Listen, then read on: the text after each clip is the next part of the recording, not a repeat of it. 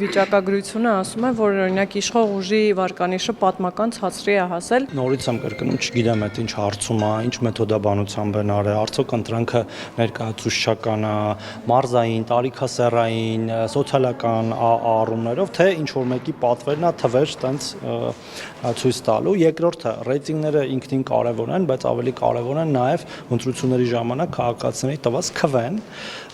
որը հիմնվում է թե նախկինում կատարած քո աշխատանքի վրա եւ թե նաեւ այն ծրագրի եւ այն խոստումների վրա, որ դու տալիս ես ընտրությունների ժամանակ եւ նաեւ այն հավատի, որ քո նկատմամբ ունի ժողովուրդը։ Ես վստահ եմ, որ մենք հաղթելու ենք 26 թվականի ընտրությունները շատ մեծ տոկոսով, ավելի քան 21 թվականին,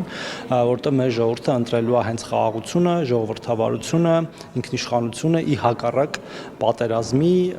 ինքնիշխանության կորստի եւ բռնապետության։